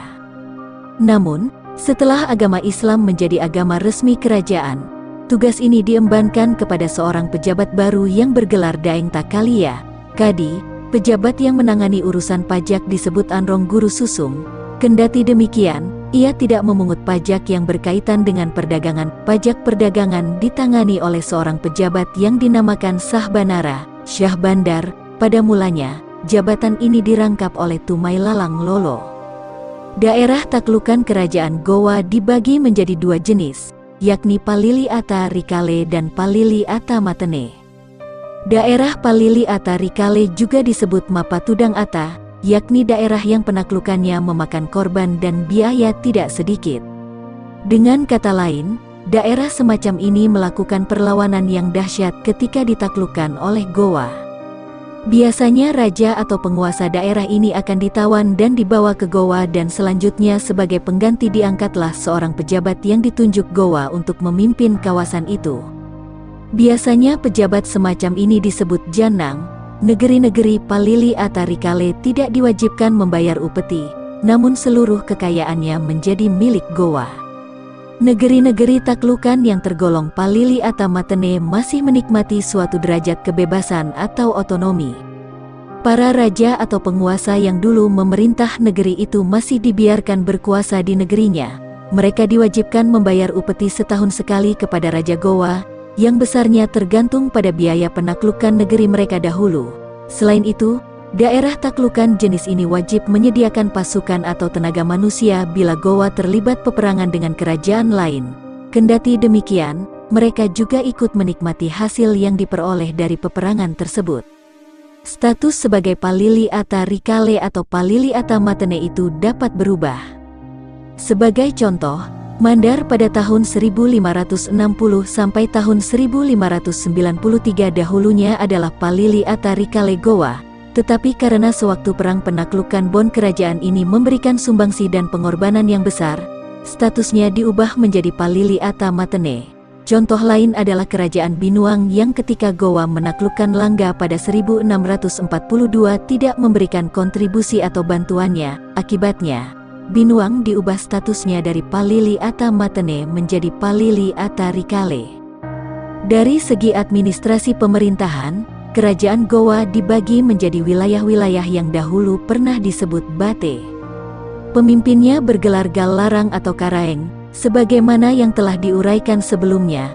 Semasa awal terbentuknya Kerajaan Gowa terdapat 9 negeri, Bate, yang para pemimpinnya disatukan membentuk Dewan Adat atau kerajaan bernama Bate Salapang atau Bate Salapanga. Dewan ini pada perkembangan selanjutnya menjadi semacam Dewan Perwakilan Rakyat yang menetapkan aturan-aturan penyelenggaraan kekuasaan pemerintahan di wilayahnya masing-masing. Daerah-daerah dibagi lagi menjadi berbagai satuan pemerintahan setingkat desa, yang namanya beragam, yakni kampong, lembang, bori, dan lain sebagainya.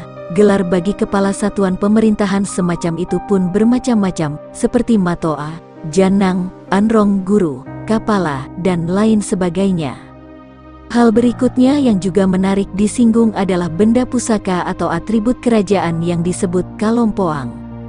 Pusaka semacam ini diyakini merupakan peninggalan Tumanurung dan menjadi alat legitimasi bagi kerajaan. Pemegangnya dianggap memiliki keabsahan dalam memerintah dan menggunakan kekuasaannya demi kesejahteraan serta ketertiban masyarakat. Karenanya, ketaatan rakyat kepada rajanya tergantung pada Kalompoang yang dipegang oleh penguasa bersangkutan. Kepercayaan terhadap Kalompoang ini tetap bertahan hingga abad 20, saat Kerajaan Gowa hendak dipulihkan kedudukannya menjadi Swapraja Gowa pada 1936. Seperti yang telah diulas sebelumnya, pemerintah kolonial Belanda mengembalikan Kalompoang ini. Pengembalian ini memang diperlukan demi menjamin ketaatan rakyat kepada raja selaku pemegang pusaka yang diwarisi dari leluhurnya. Kerajaan Talo. Berdirinya Kerajaan Talo diawali oleh pertikaian antara dua orang putra Tunatangka, Lopi, Raja Gowa ke-6, yakni antara Batara Gowa dan Karaeng Luri Sero. Pada pertempuran itu, Karaeng Luri Sero dapat dikalahkan dan terusir dari kerajaannya sehingga harus melarikan diri ke Jawa. Sekembalinya dari Jawa, Karaeng Luri Sero menetap di suatu tempat yang kelak bernama Pasinang sambil merenungkan nasibnya yang malang. Itulah asal-muasal nama tempat itu karena Pasinang dalam bahasa Makassar artinya bersedih. Kendati demikian, tak lama kemudian, datang dua orang bernama Karaeng Luri Bentang dan Karaeng Luri Bira membantu Karaeng Luri Sero. Kedua orang bangsawan ini sepakat mengangkat Karaeng Luri Sero sebagai raja mereka. Karaeng Luri Bentang dan Karaeng Luri Bira memerintahkan para pengikut mereka untuk membuka hutan di dekat Sungai Bira. Hutan itu dikenal sebagai Hutan Taloang, yang menjadi asal muasal nama Talo. Mereka membangun pula istana bagi Karaeng Luri Sero dan mengangkatnya sebagai raja kerajaan baru tersebut. Dengan demikian, Karaeng Luri Sero menjadi Raja Talo pertama. Oleh karena itu, bisa dikatakan bahwa Raja Gowa ke-7 bersaudara dengan Raja Talo pertama.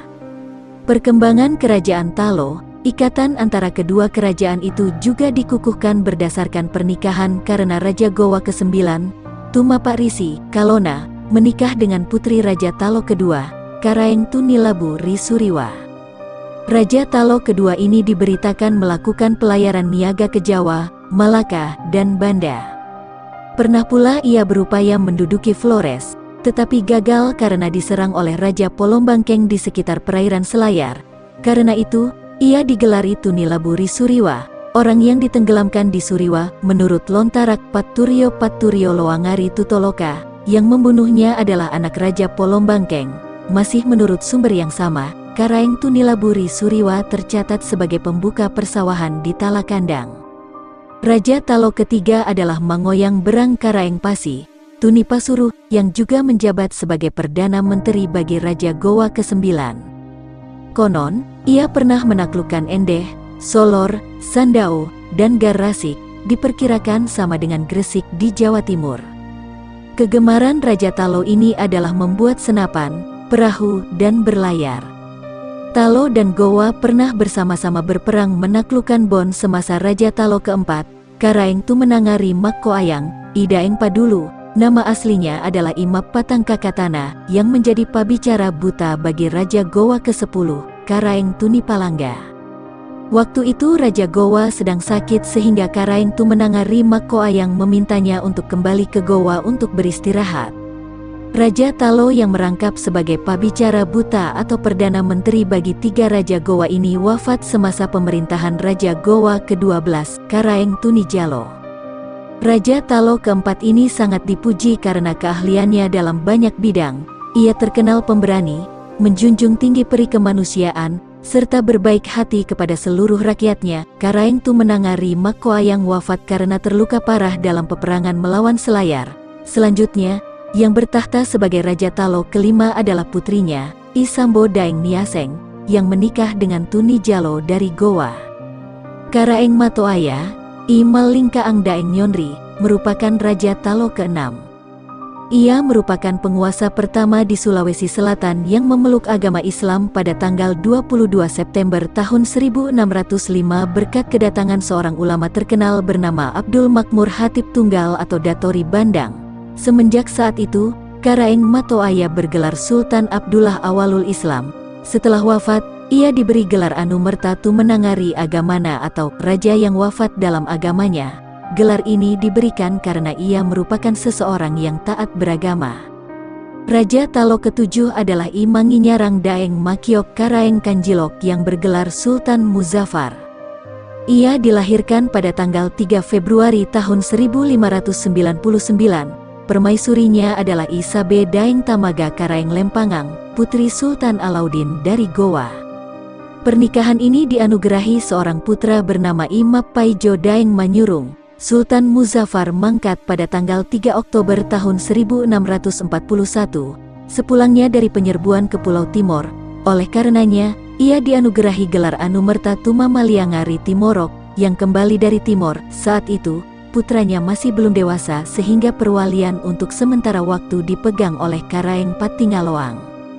Raja Talo yang paling terkemuka adalah Karaeng Pattingaloang yang merangkap menjadi Perdana Menteri bagi Sultan Malikusaid dari Gowa, Raja Gowa ke-15. Gelarnya yang lain adalah Sultan Mahmud. Sebenarnya, Karaeng Pattingaloang ini adalah wali bagi kemenakannya, Imap Paijo Daeng Manyurung yang baru berusia 7 bulan. Tetapi ia tetap dianggap sebagai Raja Talo ke-8, sedangkan kemenakan yang diwakilinya itu terhitung sebagai Raja Talo ke-9. Pemuka kerajaan Talo yang tersohor ini lahir pada 1600. Nama lengkap Karaeng Pattingaloang adalah I Mangadacina Daeng Sitaba dan merupakan putra Karaeng Matoaya. Pelantikannya sebagai Perdana Menteri Gowa berlangsung pada tanggal 18 Juni tahun 1638. Jabatan ini diemban olehnya hingga ia wafat pada tanggal 17 September tahun 1654. Karaeng Pattingaloang dikenal sebagai pribadi yang cendekia dan melebihi orang sezamannya. Tatkala berusia 18 tahun, ia telah menguasai berbagai bahasa, seperti Latin, Yunani, Italia, Perancis, Belanda, Arab, dan lain sebagainya. Bidang keilmuan yang menarik perhatiannya adalah ilmu falak astronomi. Karena Karaeng Pattingaloang merupakan seseorang yang senantiasa haus akan ilmu pengetahuan, pemerintah Belanda melalui wakil-wakilnya di Batavia pernah menghadiahkan sebuah tiruan bola dunia globe buatan Belanda. Harganya diperkirakan mencapai Fl12.000. Dengan demikian, Karaeng Pattingaloang merupakan raja pertama di Kepulauan Nusantara yang memiliki tiruan bola dunia. Selain itu, ia memesan pula buku-buku dan instrumen hasil kemajuan ilmu pengetahuan zaman itu, seperti peta dunia yang besar dengan keterangan dalam bahasa Spanyol, Portugis, atau Latin. Atlas yang berisikan peta-peta seluruh dunia, teropong berkualitas terbaik, suryakanta atau kaca pembesar, prisma segitiga yang sanggup menguraikan cahaya, tongkat baja kecil, dan bola tembaga atau baja. Seluruh benda-benda yang baru disebutkan itu memperlihatkan minat Karaeng Pattingaloang terhadap ilmu pengetahuan. Selain ilmu pengetahuan, ia juga tertarik dengan hal-hal keagamaan. Pastor Alexander de Rhodes SJ yang dengan sia-sia berupaya mengkristenkan Pattingaloang memuji tokoh tersebut sebagai seorang yang bijaksana dan rasional. Karaeng Pattingaloang pernah memimpin ekspedisi militer kerajaan Gowa ke Larantuka pada 1641. Begitu tiba di sana pada tanggal 20 Januari tahun 1641, ia meminta Pater Antonio da S. Jacinto dan Kapitan Mor Francisco Fernandes dari Portugis menaiki kapalnya. Tetapi mereka berdua menolaknya dengan dalih tidak mengakui kekuasaan Karaeng Pattingaloang sehingga tak ada alasan bagi mereka untuk berunding. Pasukan Gowa Talo turun ke darat dan menghanguskan serta menyerang pemukiman penduduk. Oleh karenanya, penduduk setempat beserta orang-orang Portugis melarikan diri ke gunung dan hutan-hutan. Pater Antonio da S. Jacinto menyemangati para penduduk dan sisa-sisa pasukan Portugis agar berjuang mengusir penyerang mereka serta menjanjikan bantuan surgawi. Pasukan Portugis dan penduduk setempat yang kembali bersemangat berbalik bertempur melawan penyerang dari Gowa Talo tersebut dan berhasil meraih kemenangan. Pasukan Gowa Talo yang gugur sebanyak 300 orang, sedangkan sisanya yang selamat melarikan diri ke kapal-kapalnya. Selain pemimpin politik dan militer yang andal, Karaeng Pattingaloang juga merupakan seorang pengusaha internasional. Bersama-sama dengan Sultan Maliku Said, ia berkongsi dengan Pedro Lamata, pengusaha besar dan sekaligus konsultan dagang Spanyol di Sombaopu, dan Francisco Vieira de Figueiro. Berkat kerjasama ini, Karaeng Pattingaloang berhasil memajukan perniagaan Gowa. Komoditas yang diperdagangkan meliputi kain sutera beserta keramik dari Cina, kain katun India, kayu cendana dari Timor, rempah-rempah dari Maluku, dan intan dari Kalimantan. Biasanya para pedagang Eropa yang datang ke Gowa pada masa itu membawa buah tangan guna dipersembahkan kepada kaum bangsawan setempat. Tidak jarang pula, sebelum kembali ke negerinya mereka akan menanyakan barang apa yang diinginkan oleh para penguasa Gowa tersebut. Ketika ditanya, barang atau buah tangan apa yang dikehendakinya, Karaeng Pattingaloang menjawab bahwa yang diminatinya adalah buku. Dengan demikian, tidak mengherankan apabila tokoh cendekia dari Talo ini memiliki koleksi banyak buku dalam berbagai bahasa. Bahkan kecintaannya terhadap ilmu pengetahuan dipuji oleh seorang penyair Belanda bernama Jos van den Vondel, Wins Aldor Snuvelende Brain, en Ganse Wereld valt te klein, orang yang pikirannya selalu dan terus-menerus mencari sehingga seluruh dunia rasanya terlalu sempit baginya. Sebelum meninggal, Karaeng Pattingaloang mewariskan amanat-amanat berharga mengenai penyelenggaraan pemerintahan. Ia menyebutkan ada 5 hal yang menjadi penyebab keruntuhan suatu negara. Apabila raja tidak bersedia lagi diperingatkan atau mendengarkan nasihat. Apabila tidak ada lagi kaum cerdik pandai dalam suatu negeri. Apabila penyelewengan yang terjadi sudah demikian banyaknya. Apabila hakim dan pejabat kerajaan bersedia menerima suap. Apabila raja tidak lagi mencintai rakyatnya. Karaeng Pattingaloang mangkat saat kondisi kerajaan Gowa sedang genting akibat terlibat peperangan dengan Belanda. Setelah wafat, ia menerima gelar Anumerta Tummenangari Bonto Biraeng. Putra Karaeng Pattingaloang juga mengesankan kecendekiaannya di hadapan orang-orang Spanyol. Pastor Spanyol bernama D.F. de Navarrete yang singgah di Makassar pada 1658 meriwayatkan pembicaraannya dengan Karaeng Karunrung, putra Pattingaloang. Pertemuan itu berlangsung di perpustakaan besar almarhum ayahnya yang dilengkapi lonceng sangat indah. Mereka berdiskusi masalah keagamaan dan pada kesempatan itu salah seorang rekan de Navarrete dengan seenaknya menghina Nabi Muhammad. Kendati demikian, Karaeng Karunrung dengan berani menjawab, "Jangan berkata begitu, Kapten." Sultan Harun al-Rashid, Imap Paijo Daeng Manyurung, adalah Raja Talo ke-9, lahir tanggal 3 November tahun 1640. Saat naik tahta usianya baru 7 bulan, karena itu, pamannya, Karaeng Pattingaloang, diangkat sebagai walinya. Pada tanggal 25 Agustus tahun 1664, ia memerintahkan armada laut berkekuatan 70 orang mengadakan pengacauan di lautan, yang mungkin ditujukan sebagai perlawanan terhadap Belanda. Raja Talo ini pernah pula mengunjungi Mandar dan kembali ke Talo pada tanggal 10 Juni tahun 1657.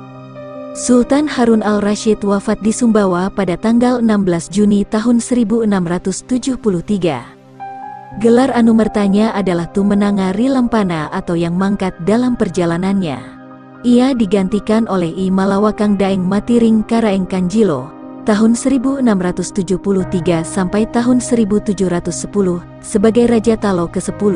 Ia menikah dengan Karaeng Parang-Parang, putri Sultan Muhammad Ali, Raja Gowa ke-18 tahun 1674 sampai tahun 1677 dan dikaruniai seorang putra bernama Imap Paurangi dan putri bernama Karaeng Pabineang. Putrinya ini kemudian dinikahi oleh Sultan Ismail tahun 1709 sampai tahun 1711. Raja Gowa ke-20, I Malawakang memerintah hingga wafat pada 1710. Raja Talo berikutnya adalah Imap Paurangi Sultan Sirajuddin. Pemerintahan pertama sebagai Raja Talo pada tahun 1710 sampai tahun 1714, pemerintahan kedua pada tahun 1729 sampai tahun 1735, yang diangkat sebagai Raja Gowa ke-21 dan 23 pada 1711. Karena berbagai intrik politik, Imap Paurangi meninggalkan Gowa dan kembali ke Talo. Sultan Sirajuddin mangkat di Talo pada tanggal 20 Juni tahun 1739 dan dianugerahi gelar Anumerta Tuma Malingari Gaukana, yang kembali ke singgasananya. Sultan Sirajuddin digantikan oleh putranya, Iman Rabia Sultan Najamuddin, tahun 1714 sampai tahun 1735, yang juga menjadi Raja Gowa ke-22. I Mapanga Makasuma Karaeng Lempangang yang bergelar Sultan Saifuddin menggantikan Sultan Najamuddin saudaranya sebapak sebagai Raja Talo, tahun 1735 sampai tahun 1760. Penguasa Talo yang juga merangkap sebagai Mangkubumi Gowa ini mangkat pada 1760 dan dianugerahi gelar Anumerta Tumenangari Talo. Singgasana Talo selanjutnya diduduki oleh Tutimoka Karaeng Sapanang selama setahun, tahun 1760 sampai tahun 1761, dan digantikan oleh Sultan Abdul Qadir II, tahun 1761 sampai tahun 1767. Ketika berlangsung gerakan Isang Kilang yang mengaku sebagai Batara Gowa, Raja Gowa yang diasingkan Belanda ke Sri Lanka, Sultana Siti Salehai dari Talo, tahun 1767 sampai tahun 1777, menyambutnya dengan baik dan menyerahkan penyelenggaraan pemerintahan kepadanya. Bahkan ia menyatakan bahwa Talo kini terlepas dari Gowa. Kendati demikian, penguasaan Isang Kilang atas Talo tidak berlangsung lama, tahun 1778 sampai tahun 1780, karena tak lama kemudian diambil alih oleh sekutu Belanda, Arung Pancana, Raja Tanete. Setelah itu, yang berkuasa di Talo adalah Sultana Siti Saleha II tahun 1780 sampai tahun 1824. I Mapatundru, I Manginyarang, Karaeng Lembang Parang Sultan Abdul Rauf Tuminangari Katangka menaiki singgasana kerajaan Talo tahun 1824 sampai tahun 1825, menggantikan Sultana Siti Saleha II. Ia pernah pula menjadi Raja Gowa ke-30, tahun 1811 sampai tahun 1825, menggantikan ayahnya, Sultan Zainuddin dari Gowa. Pada masa pemerintahannya, meletus pemberontakan Abu Bakar Karaeng Data, putra Isang Kilang yang menuntut tahta kerajaan Gowa. Kemudian singgasana Talo beralih kepada I Kumala Karaeng Lembang Parang Sultan Abdul Qadir Muhammad Aidit Tuminangari Kakuasana, Abdul Qadir III, memerintah pada 1825. Selanjutnya, Talo diperintah oleh Laodang Riu, Odan Riu Karaeng Katangka Sultan Muhammad Zainal Abidin Abdul Rahman Amiril Mukminin Tuminangari Suangga, Raja Talo periode tahun 1826 sampai tahun 1845. Sebelumnya, ia pernah menduduki tahta sebagai Raja Gowa ke-31 selama setahun, tahun 1825 sampai tahun 1826.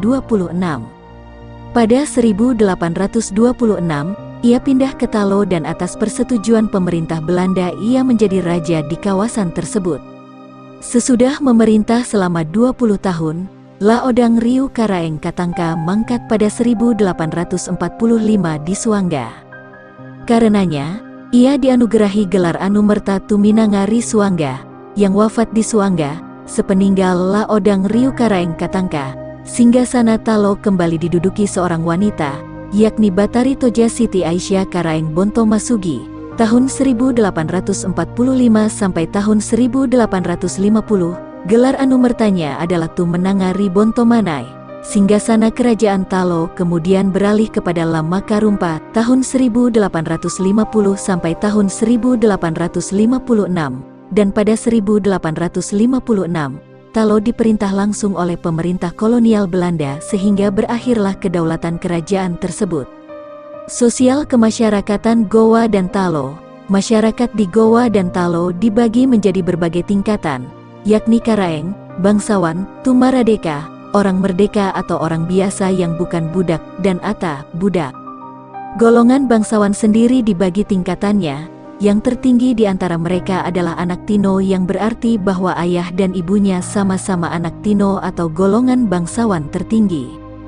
Ini masih dibedakan lagi menjadi dua, yakni anak Patola, arti harfiahnya, anak pengganti, atau yang paling berhak menggantikan raja, dan anak Manrapi, arti harfiahnya, anak mencapai, yaitu seseorang yang boleh menggantikan raja bila tak ada anak Patola atau karena anak Patola itu dianggap kurang pantas menjadi pengganti raja sebelumnya. Golongan bangsawan berikutnya adalah anak Sipue, arti harfiahnya, anak separuh. Tingkatan ini masih dibedakan menjadi dua, yaitu anak Sipue Manrapi, arti harfiahnya anak separuh mencapai, yaitu orang-orang yang ayahnya merupakan anak Tino, baik Patola maupun Manrapi, tetapi ibunya merupakan bangsawan yang tingkatannya di bawah anak Tino.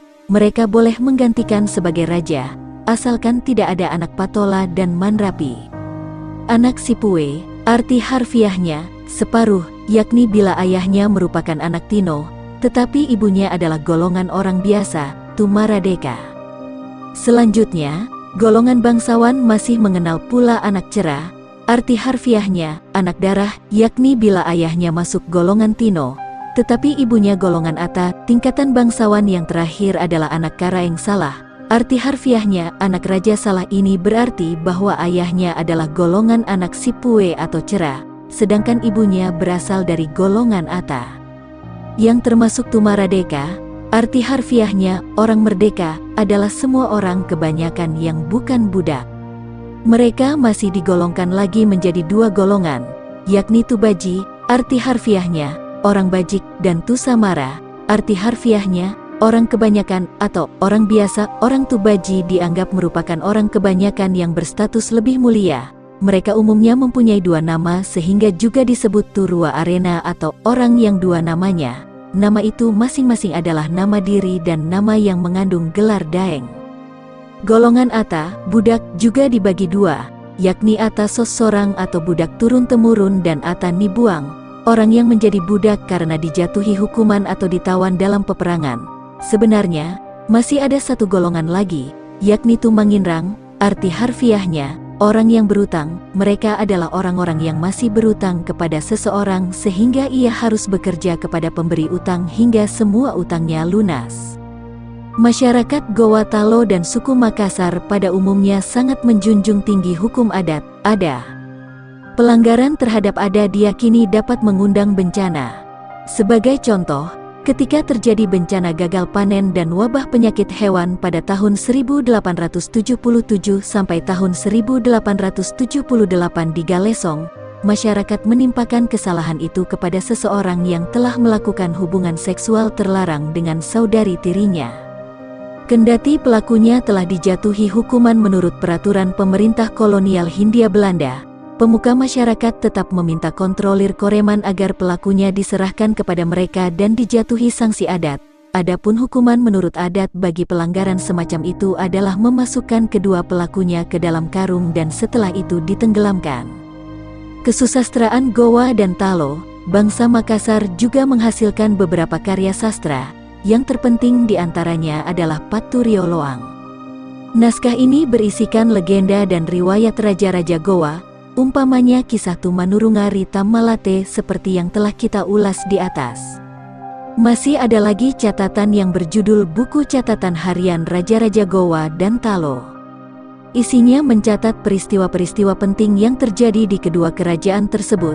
Perlu juga disebutkan suatu karya berjudul Latowa yang merupakan kumpulan nasihat raja-raja serta orang bijaksana di zaman dahulu.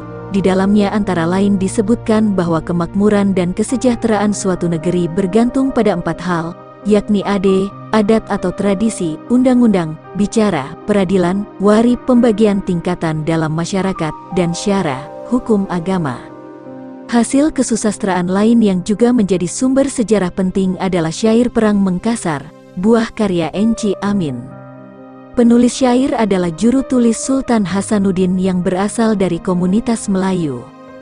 Karya sastra berbahasa Melayu dengan huruf Jawi ini terdiri dari 534 bait, yang masing-masing memiliki 4 baris. Isinya mengisahkan mengenai pertentangan Sultan Hasanuddin dengan Belanda, yang dilanjutkan dengan peperangan antara keduanya, dan diakhiri dengan kekalahan Gowa. Enci Amin dalam karyanya ini cukup akurat menggambarkan Perang Mengkasar dengan dilengkapi data yang dapat diandalkan.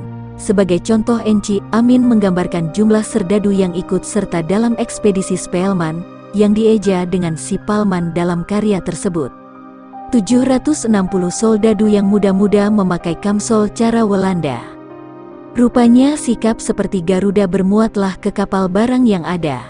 Ternyata sumber Belanda menyebutkan 500 Duits en 300 Inlandse Soldaten, 500 serdadu Belanda dan 300 serdadu Bumiputra, yang secara keseluruhan berjumlah 800 orang. Kedekatan jumlah ini menandakan bahwa tulisan Enci Amin juga didasarkan pada fakta. Meskipun demikian, objektivitas itu sedikit banyak dipengaruhi oleh kenyataan bahwa komunitas Melayu asal mula Enci Amin yang telah banyak berperan dalam perniagaan di kawasan itu akan mengalami kerugian bila Belanda meraih kemenangan. Dengan demikian, Belanda dalam syair ini digambarkan sedemikian buruknya. Sebaliknya tokoh Sultan Hasanuddin sangat diagung-agungkan.